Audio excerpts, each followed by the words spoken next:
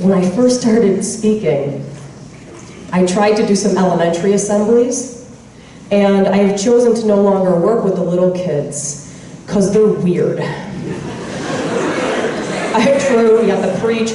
I don't know what it was, this weird phenomenon always happened with like these third grade boys, right? They're like 8 years old, and they'd want to come up after and say hi, or give me a hug, which is totally cool. I'm open to that, that's fine, but they're almost like, they were like a little too excited, and they'd kind of come up like skipping, like, hey, hey, hey, right? And I was like, dude, I was like, nobody skips anymore.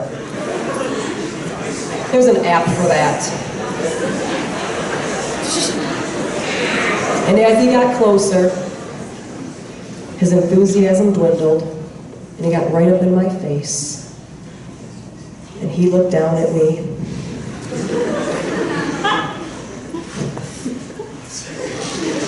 And he was like, wow, I'm actually taller than you. And I looked back at him, and I was trying to be sweet. I was like, oh, honey, oh, you're so cute, LOL. But when nobody was looking, I was like, sit down, freak, you're 8.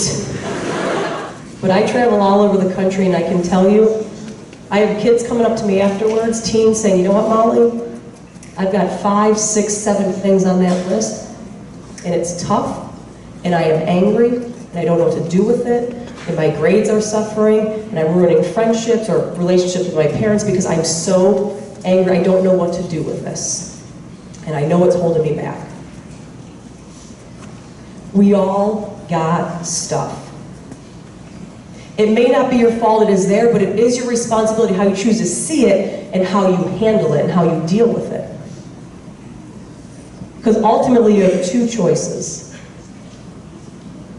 You can give up, or you can get up. If you want to be like the average person, you make every excuse in the world why you can't, why you shouldn't, why it won't work. Or be resilient, which means when you get knocked down, you get back up.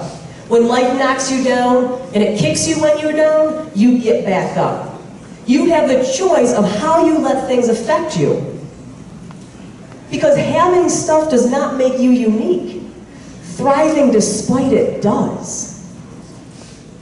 My parents were divorced when I was about 1 year old. I'm the youngest of 6 kids, and my mom was an alcoholic, pretty bad. Wasn't around much when we were growing up. And she got remarried when I was 8. She got remarried to a man who was abusive and almost choked my oldest brother to death on the stairs. And they left the scuff marks from the struggle on the hallway stairs. So I started to learn real quick, I better shut up and not cause problems, because she stayed with him. Her drinking got worse and worse. When I was in high school, thinking things are out of control, I ended up developing an eating disorder. I was neglected, abandoned, had suicidal thoughts all the way through to my 20s. And when I was 15 years old, I finally decided I can't live here anymore, so I ran away. And I did not go back. So technically that makes me a runaway. We all have stuff. My Sweet 16 was not the big fancy cars you see on those shows, which that is not normal, by the way. I got a big blue duffel bag because all of my belongings fit in there when I was going from house to house because I had nowhere to live yet. And then less than 2 months after I left home, and I didn't run away to Vegas, I still was going to the same school. And my mom's house was 2 miles from my school. I got a note from her attorney, quoting, "My client is no longer responsible for Molly's upkeep and maintenance." It's like, upkeep and maintenance? Like I'm a dog or something. She never came to get me. She didn't want me. And then I finally found somewhere to live. And I remember thinking how fortunate I was.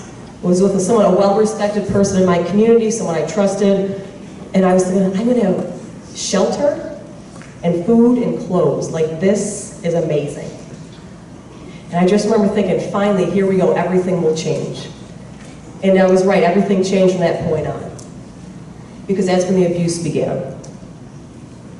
When I say I was abused, I was molested by the person I trusted most repeatedly. We all have stuff. If it is holding you back from reaching your true potential and believing in yourself that you can do it, and knowing it up here and in your heart, if something is holding you back, you have to deal with it head on. And knowing that we're all going through stuff means you're not allowed to say negative things to people and be rude or nasty, because that might set them over the edge. We all have stuff, we're all hurting in some way. So instead, know this, flip your 20 about how you choose to treat people and say, you know what, I'm going to meet that person who looks like they're by themselves a lot.